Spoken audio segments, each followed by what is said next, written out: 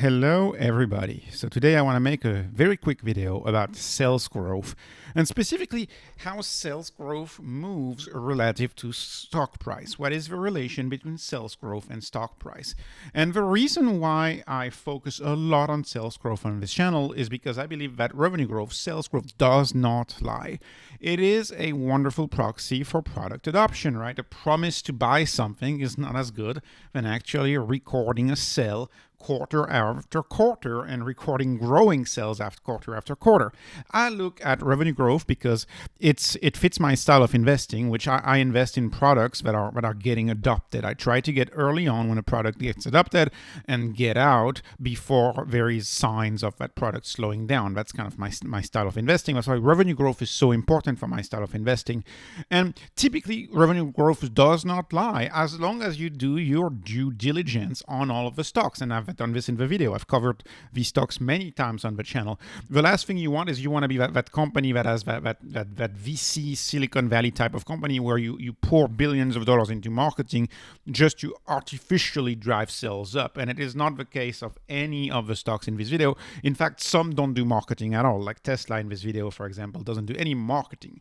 What's important to know is that theoretically, when a business is valued on a price to sales ratio, when you use that price to sales ratio, that valuation, and if that valuation remains constant, then the stock price should move at the same speed of sales. So if sales double and the price to sales remains the same, your stock price should double, assuming that there is no dilution and assuming that the total addressable market is so large that company still has, 10 years of growth ahead of it.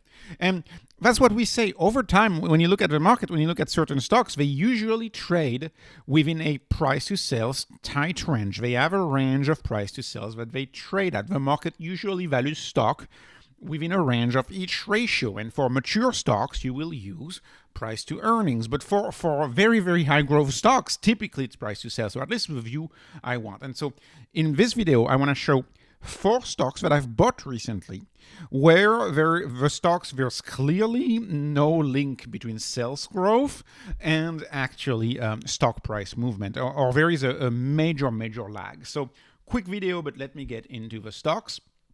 And that will be very fast here. So the first one is Enphase. So Enphase, the product is getting adopted. You drive around the US, talk to installers, most of them recommend microinverters. Microinverters is the winning product. They have a near monopoly on microinverters. Whenever I drive around in Texas, I see solar panels everywhere. This product is getting adopted. I am seeing clearly that product adoption curve. This product is getting adopted, and we're in the early days of adoption of solar. And how do I know that? Well, I look at the sales growth. So this is trailing 12 months, each of these, and each one represents a quarter. This is from Macro Trends, by the way. And we can see that trailing 12 months sales growth has been almost 4x, right? 3.8 times. In 3 years. The sales are 3.8 times in 3 years. So that is absolutely massive growth. And that's why I'm not worried at all with flat quarter over quarter sales right now. We may get another quarter of flat over quarter sales, but over time, the trailing 12-month growth will keep going up and I believe keep following that S-curve. We are in an adoption curve. So the stock price, however, has only 2.8x. So in my view, when I look at the sales, I see the sales grow much faster than the stock price. The stock price here for Enphase is lagging, I believe, the usual price to sales ratio. I believe Enphase is actually cheap right now, and I am buying Enphase. Very simple back of a napkin analysis here, but nonetheless informative. Let me move on with another stock, which is Tesla. So Tesla is the same story. Over the past 3 years, trailing 12 months, Tesla has 3.3x its sales, right? It's now more than $80 billion in sales. It's done more than 3.3x. Every quarter is grown. And if you look at the stock price, it's a 2.5x over the same period. So clearly, even though that stock is winning the competition, even though the market share is clearly growing for electric cars, and they are capturing the biggest share of the electric car, that is not reflected in the stock price. The stock price is lagging the sales growth. And let me move on to the third stock of this video. I would told you I would go very quick. Now for Datadog, it's very interesting. Datadog has once again, in my view, a near monopoly on data monitoring of apps for your corporation. Their sales at Datadog, they have done a 4.6x over the past 3 years. Now that is some stunning sales, 4.6x over the past 3 years. Yet the stock price is only up 1.5x over the same period. When I look at a company like Datadog, it seems to me on a price sales basis that this is heavily undervalued. The price to sales has gone down. And the last stock that I will show, which is Zscaler. Zscaler is the leader in zero trust security.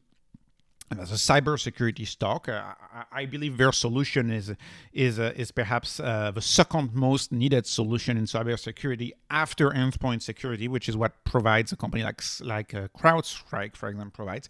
But zero trust is necessary as companies work more and more in the cloud. So what are the sales of zero trust security solution like those sold by Zscalers to corporations around the world? Well, it's 3.7x. They 3.7x their sales, and the stock price has only 1.5x. So you can see, and in any of these charts, you can see that any of these charts is a very, very similar pattern. You can see that the market got ahead of itself.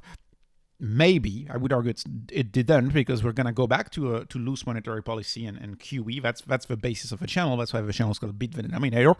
But if you look at QE, it's taken down the valuation tremendously for these stocks. So whereas if you look at the beginning of any of these charts, their stock price was growing in unison with the sales. But ever since macro has tightened, the valuation has gone down in all of this, and yet it is not that obvious that their sales growth has gone down. When you look at this chart, like Zscaler randomly, let me take this chart, it is not that obvious that their sales have gone down that much. In other words, even though gravity pulls everything down with it, it pulls down the stock price and it pulls down the sell via the economy. I do think there is this is being overdone, because these companies are still in secular trends. There's still a lot of adoption in cybersecurity, in data monitoring, and in renewable energy and electric cars. And that's why I believe in this stock. That's why I invest in these stocks. And I see a discrepancy right now between sales growth and stock price. So this was a very, very short video. Obviously, there's so much more to it, to investing in any company, and I cover them all in depth on the channel. This is not investment advice. This is just entertainment. Today's short video. I have a busy weekend, but thank you so much for watching. I appreciate your likes and your subscribes. Have a great day.